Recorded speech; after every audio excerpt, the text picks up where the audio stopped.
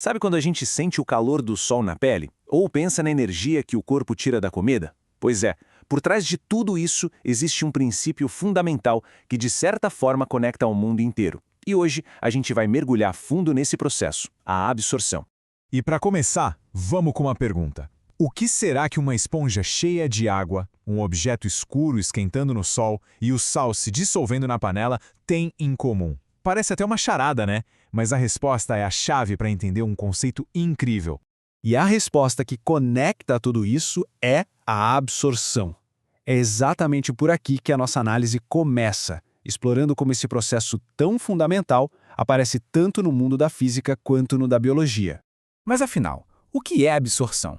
De um jeito bem simples, é quando uma substância consegue puxar outra para dentro dela e não soltar mais. É como se fosse um abraço em nível molecular, sabe? Onde algo é primeiro atraído e logo depois fica ali, retido. E o mais impressionante é que esse princípio está em todo lugar. A gente vê isso acontecendo em reações químicas, quando substâncias se unem, na física, quando a luz passa por algum objeto e, claro, na biologia, com os nossos próprios sistemas digestivo e respiratório, que são pura absorção em funcionamento para manter a gente vivo.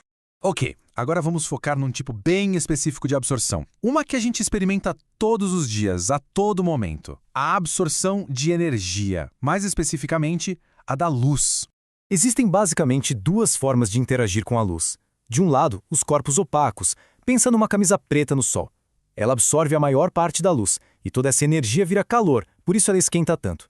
Do outro lado estão os corpos transparentes, como um copo de vidro. A luz simplesmente passa por eles, quase sem ser absorvida. E para levar essa ideia ao extremo, a física tem um conceito chamado corpo negro. Imagina um material que é um absorvedor perfeito, que suga absolutamente toda a energia que chega nele. Ele não existe de verdade, é um modelo teórico, mas é super importante para a gente conseguir entender a termodinâmica e como a energia se move. Só que, no mundo real, a absorção quase nunca é tudo ou nada. O ponto-chave aqui é a seletividade. A maioria das coisas absorve só alguns comprimentos de onda, ou seja, só algumas cores da luz, e acaba refletindo ou deixando passar o resto.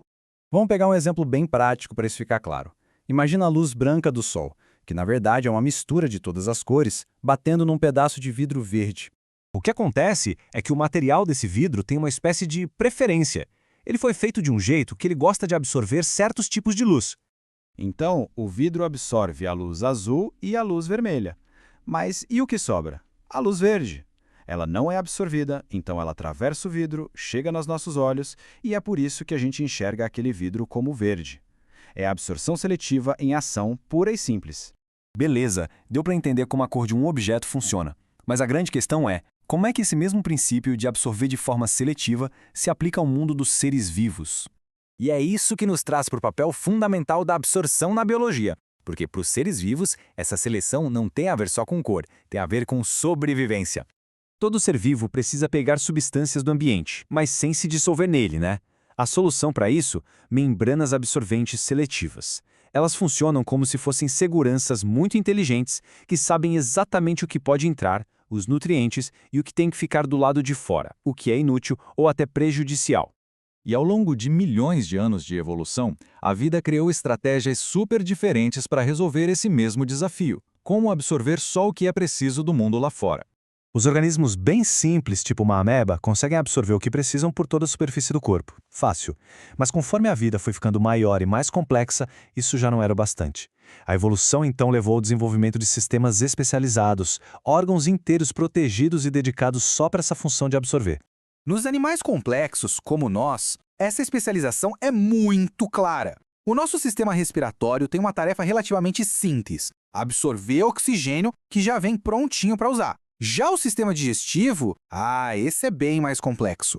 Ele precisa primeiro quebrar a comida quimicamente para só depois conseguir absorver os nutrientes.